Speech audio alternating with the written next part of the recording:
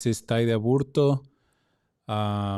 It's been a while since last time that we connected, but for some of those that follow us in social media throughout the different accounts that we have, you know that last week we were in DC attending the United States Hispanic Chamber of Commerce Legislative Summit. And on this broadcast, I want to talk to you about four different subjects that I think, from my perspective, it was important to share with you. And the first one that I want to talk to you and just give you an idea of what happens at these events at the national level.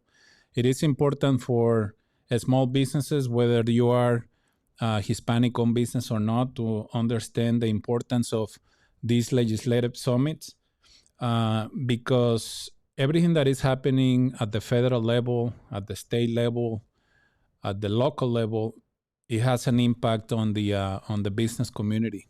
So for business owners, it is important to understand what is happening in terms of like policies and regulations, because a lot of them are gonna impact you positively or negatively, one way or another, depending on what the policy is all about.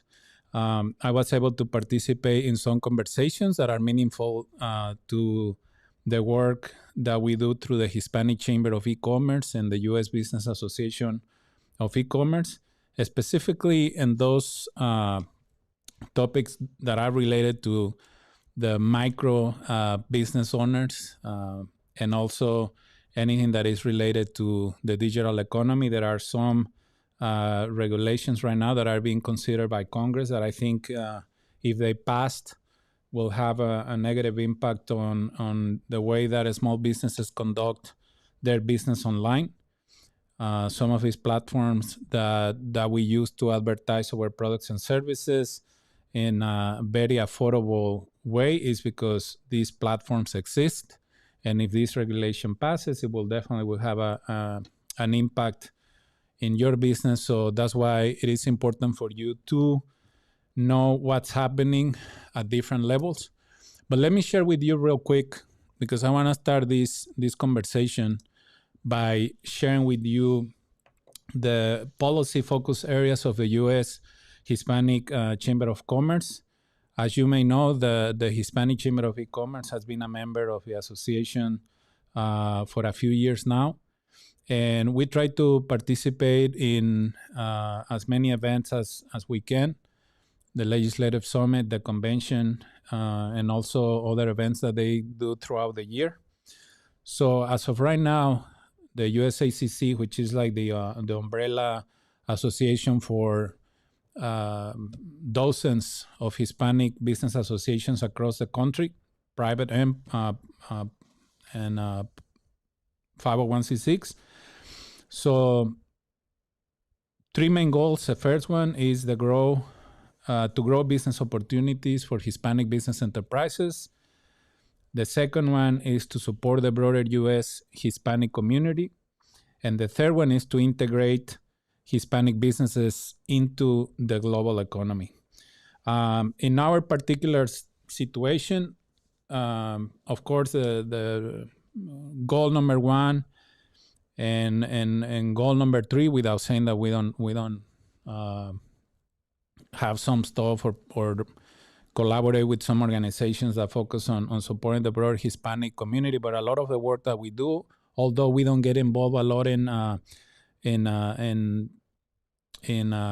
lobbying or advocacy, we do like to participate at the federal level because of the conversations that happen at that level. But some of the programs that we have and the work that we're doing align with goal number 1 and 3. And of course, number 3 is something that I'm very passionate about, just because I know that when we integrate Hispanic businesses into the global economy, you have access to new markets, you have access to new business opportunities beyond your local territory or your regional territory.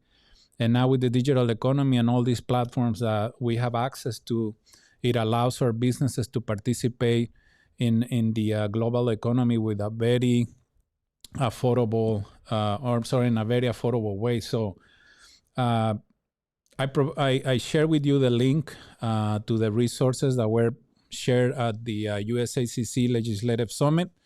So if you are interested in learning more about the work that the USACC is doing at the policy level, make sure that you download the document. It provides a lot of relevant data that is important for you to understand and to know. And also you can go into a little more detail about the work that they are doing to cover these main goals that are shared with you and that you can see on the screen. So very important work. And, for Hispanic business associations like ours to rely on the work that the USACC is doing in terms of advocacy and the level of engagement that they have with elected officials is key for a lot of us, because we don't have the staff or the resources to get that job done at that level. So we rely on the advocacy that they do with congressmen, senators, and secretaries of states and other high level elected officials. So that's why it is important for us to participate. The other thing that I like about attending these events is that we have the opportunity to share best practices and learn from other Hispanic business leaders across the country. Of course, every market, every region has some specific needs, but there are some stuff that can be applied in Illinois, can be applied in California, can be applied in Colorado, you name it. So the exchange of ideas with very smart people that are working directly with small businesses, it's very relevant, and it provides, or it adds a lot of value to the work that we're doing. And a lot of these folks that are working with business owners through the chambers of commerce or through other organizations that are involved with the business community, it's so valuable because they have a direct communications with the business owners, and they can execute programs that they know that they're going to be relevant to that specific community that they are engaging with. So, overall, it's an event that we enjoy attending, and of course, it's not for everyone, but if you want to check it out next year, I highly recommend you that you take a look at the agenda, the speakers and stuff, and if you want to get involved with the USACC, like for example, if you're a Hispanic business enterprise and if you want to start engaging with the USACC because of the work that they do in terms of like private and public procurement, the relationships that they have with corporations that are right now desperately looking for minority suppliers. So that's something that could definitely add value to your business. Now, let me jump real quick to the second point that I wanted to talk to you about. There are 4 reasons, from my perspective, that people start businesses, and I'm going to tell you why I want to share this with you in a minute. So, the first one, the first reason why a lot of you start a business is because you want to live well. You probably were a professional and the salary wasn't enough to have the lifestyle that you wanted, and you thought that by starting a business you can have a better lifestyle, and live well. So that's one reason why most of you start a business. The second one is because you want to leave something to your kids. The third one is you want to start a business just because it's exciting starting a business. But from the moment that you start that business, you already have, or you're already planning an exit strategy. You are going to sell it for a bigger amount of money, just so you can recuperate what you invested and make some profit out of it. So a lot of entrepreneurs start a business with the idea of selling their business, which is completely fine. And the last one is because you want to change the world. It's a business with a philosophy that is going to make things better in your community, in your state, in your country. And based on the 14 years that I've been working with small businesses, I think like some of you are going to fit in within one of these four categories. And the reason why I wanted to share this point with you is because right now there are a lot of conversations about the things that we can do as business associations, or business leaders, or just because of the level of engagement that we have with people working with small businesses. It's important to have or to understand these segmentations, because the programs or the resources or everything that we provide to our audience, we need to understand kind of like where they are within these four options, because depending on what you want to accomplish with your business, if you want to live well, if you want to leave it to your kids, if you want to sell it, etc., like your strategy is going to be a little bit different. There are certain stuff that apply in all cases, but there are some others that are going to be very specific for what you want to accomplish, right? So right now, when we're having conversations and where there are like cities and states and corporations trying to support small businesses, I think that we have to be very strategic about how we use the resources that we have access to, so we can serve the businesses that are engaging with us, whether again, like if you are a nonprofit working with small businesses, if you are a business association, if you are a private organization working with small businesses, regardless of what your legal status is, if you are working with small business owners, it is important for you to understand what the core of your demographic is, so you can provide the most valuable resources to them. In our situation, because of the majority of the businesses that we work with are kind of like micro, medium, small businesses, I try to bring the strategic partners and the resources that are going to add some value to the online business ecosystem that we're trying to create. But you as a business owner, you need to ask yourself, like, where do you fit in within these categories, so you can start working on your business strategy, so you can accomplish the goals that you have for your business. Because if you want to sell your business, you'll probably wanna scale it up really fast and maybe sell it in like 5-10 years or something like that. And the reason why this segmentation is important is like because when we're having the conversations about, let's say,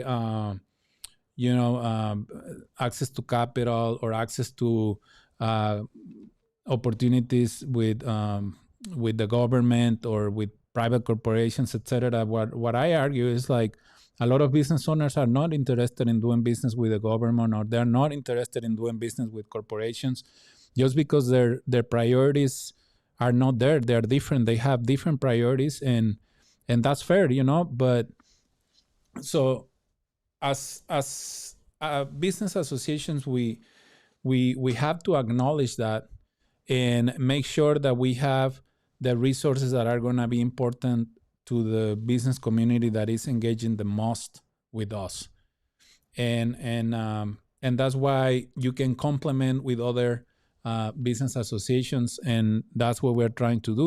We try to work with organizations that are helping small businesses to do contracts with the government or with private corporations, just because they have a more developed curricula and the connections and the resources and stuff to help those businesses out. One of our priorities has been since day one the digital economy, help small businesses to understand how they can how they can do business online, sell their products and services online, promote their products and services online, and have access to all the different online tools that it allows small businesses to compete better in the marketplace. So just think about where you fit, and based on where you think you are, reach out to different organizations that can help you accomplish what you are trying to accomplish.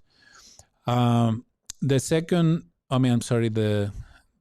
third thing I wanted to talk to you about, it's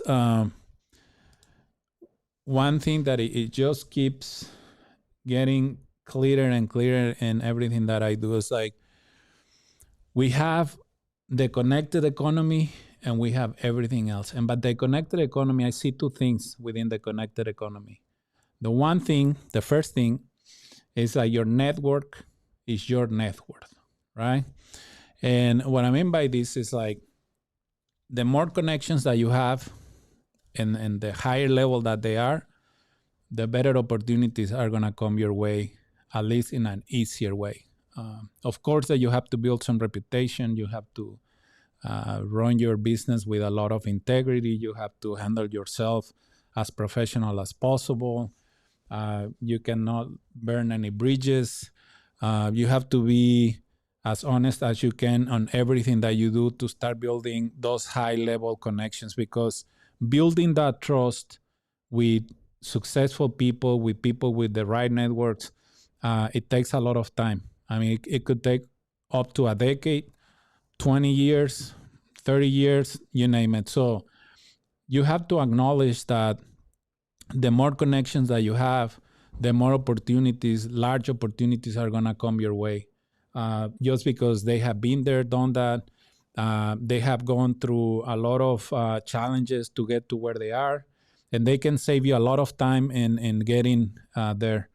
So it is important when you are networking with other individuals, that you try to network with folks that are going to add value to your business, that are going to add value to your personal life, because you never know where these big opportunities are going to come. And the more connected that you are, the better it is going to be for your business. And from my perspective, something that I'm trying to do right now is just to keep building this online business ecosystem where there are a lot of great business owners like yourself, that are running their business with a lot of integrity, like I said earlier, and that you are trying to become part of something bigger than your business. That's why I have mentioned it before, that online marketplaces, online networking groups are extremely important, because they can help you to have access to new markets, to new connections outside your current circle of influence. So it is extremely important that you keep looking for those ecosystems, for those networking groups, and for those connections that are going to help you to accomplish your goals. I'm going to say faster, but faster could be like 10 years, right? You just need to understand that building these relationships take a lot of time. I've been investing a lot of years into building meaningful relationships with people that I respect, with people that I know that they have good values.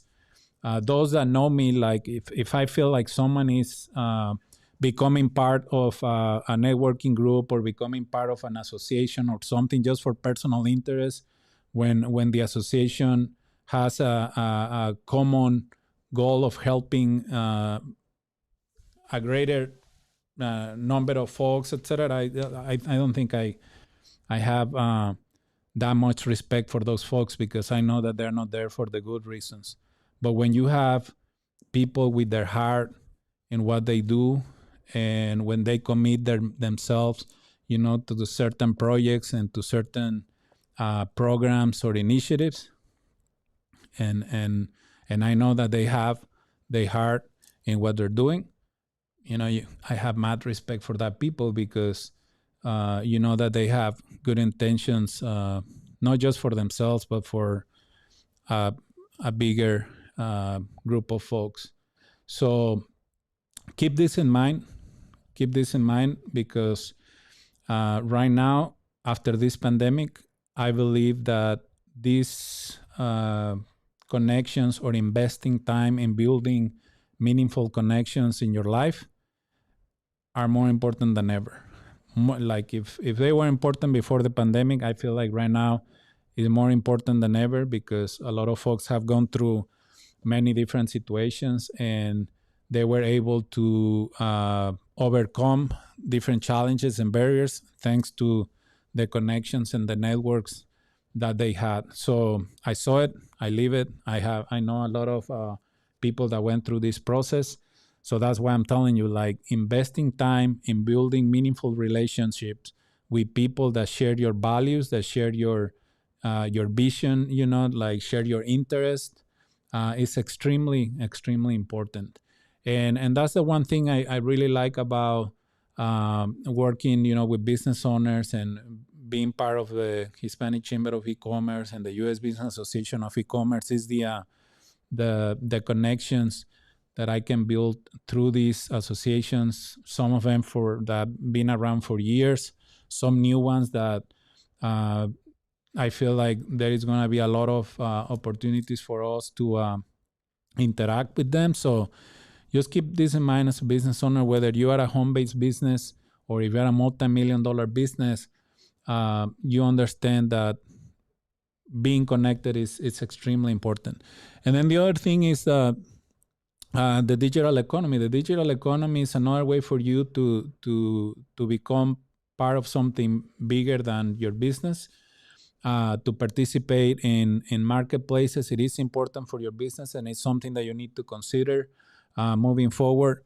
You also need to think about if you don't want to start like an e-commerce by yourself, you can join some of the e-commerce platforms that are available for your business, but just keep in mind the cost of doing business in those platforms, etc. So you're not surprised, you don't end up losing any money or anything like that. But stay connected in the digital economy is more important than ever too. I mean, we saw a lot of business owners surviving this pandemic thanks to the use of the internet as a business tool and the access to resources that they have thanks to the internet.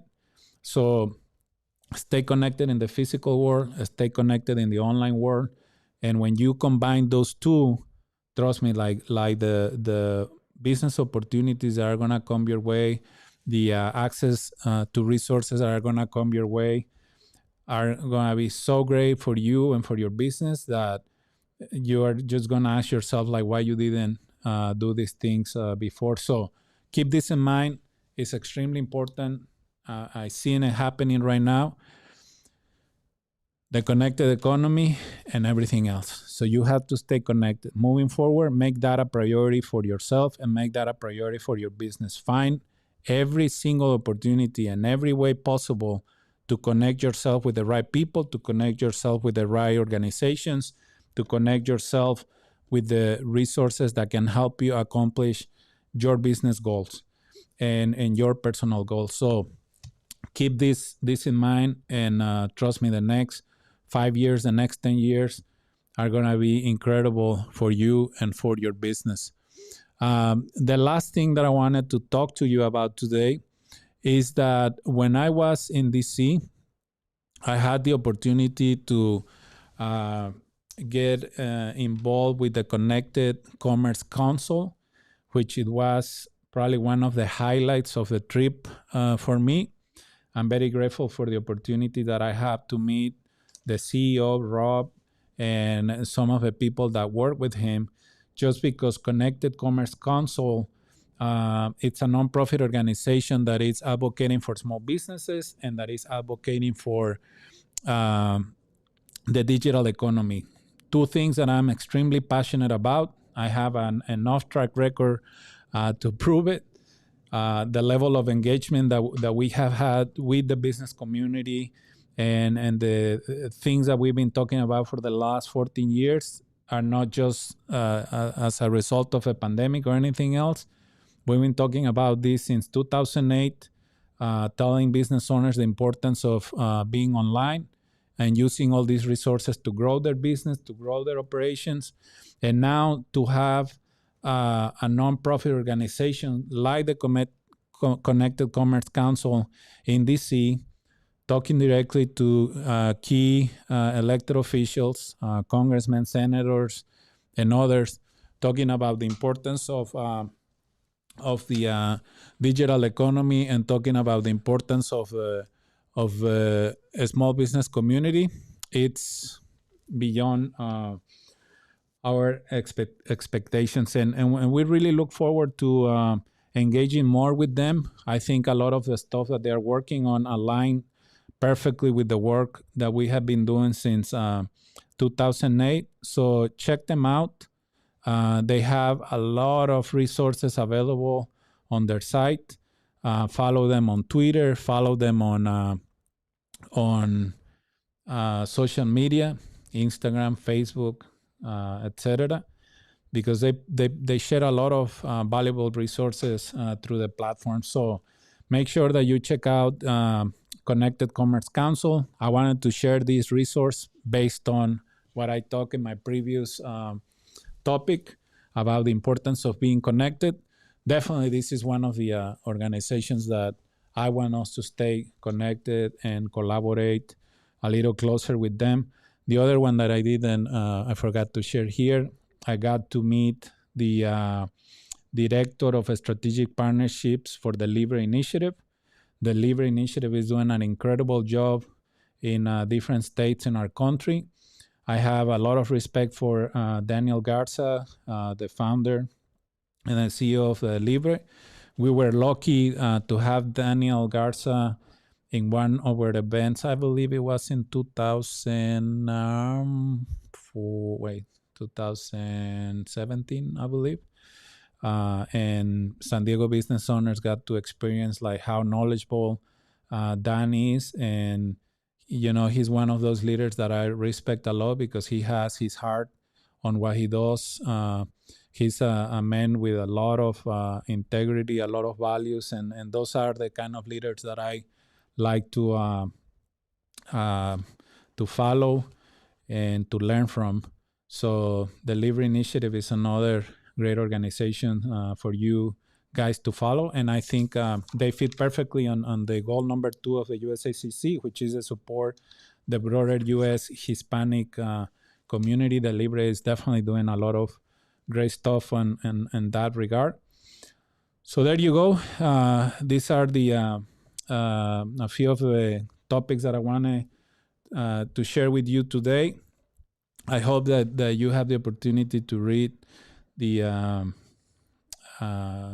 policy priorities for the USACC, visit the Connected Commerce Council, and ask yourself, where you are in those four topics of, some of those 4 options for your business, because that's going to help you to give you more clarity on where you want to take your business and the stuff that you want to do. How do you want to get connected in the physical world and in the online, different online ecosystems. And hopefully we can help you out in any way as possible. And that's it for today. I hope you get to learn something out of this. And again, make sure that you check out those resources. I think we got a few comments here. The first one's it's from my good friend Omar. Hey Omar, how you doing? Omar Araiza, what are your thoughts about strategy versus culture? Should new and growing business owners balance both or focus on one in early stages? Well, great questions, Omar. I think strategy and culture go hand in hand, because part of the strategy is to create a good culture within your organization, within your business. So if you are a business owner, you want to create an environment and have a culture, an internal culture that is going to motivate your employees to follow your vision and the mission that you have for the organization. I mean, you want to be able to translate that at every single level within the organization, from the people that are helping you at the lower levels all the way to the executive levels, because some of the most successful companies that we know of in the marketplace, they have been able to have a good internal culture and a well-defined strategy. Should new and growing business owners balance both? Yeah, that's what I suggested since early stages, definitely. And networking, what are talking topics to prepare before going to networking events? Well, there are two questions that everyone is going to ask you when you go to a networking event. The first one, what's your name? And the second one is, what do you do? So make sure that you have a good answer for both, because oftentimes I've seen people participating in networking events where they give a very complicated response, and you don't really understand what they do for a living. And the other thing that I want to recommend is just like listen, be a good listener. There are so many folks that go to networking events just trying to sell. And, if it's the first time that you are getting to know someone, it's not the right way to go about it. So, go to these events with a very open mind, and also with the idea that you are going to be a good listener, and that way, you want to start building a relationship with the right foot, and not just like, oh, I remember that guy was trying to sell me every single life policy that is out there, or every insurance policy that is out there, or whatever. So make sure that you are very clear at explaining what you do, and be a good listener, and get to know the folks that you meet at these networking events. And hopefully throughout time, like I said, some of these relationships take time. You are able to build relationships that can help you in the near future with some business opportunities, or with access to some resources. So I hope I answered your questions, Omar, and I really look forward to seeing you, brother. I miss you. I hope you can join us on May 12th at the U Club. All right, so that's it. We have other comments there, but they're like people trying to sell stuff, and I don't know, 2 of them. That's what I'm talking about. Build a relationship first before you start selling some stuff to someone. So, hey, Omar, I'm glad that you were still connected. So nice seeing you, brother. And save the day, all right? May 12th, 5:30, U Club. Look forward to seeing you there. So thank you, everyone, for tuning in. I appreciate it. And remember, we have an open growing marketplace in both of our associations. So feel free to join. Feel free to start connecting with a lot of the business owners that are part of this community. Trust me, like, we try to keep it as clean as possible in terms of like, the folks that hang out around our community. Whenever we get, yellow flags with some of the businesses that are part of it, I don't have any issues refunding money to folks that do not fit in within our family, within our business community. So we try to keep this environment with as many honest and well-behaved business owners, because it just help to create a really nice environment for business opportunities, for connections, and for other resources. And I'm very grateful, for all of you that are part of this association and this community, because you are the main reason why we keep doing what we're doing, and we've been doing it now for 14 years. So very grateful to all of you who are part of this family, and who like to participate in some of the stuff that we do. So thank you so much. Have a great weekend, and we'll tune in next week. All right. Take care. Chaucito.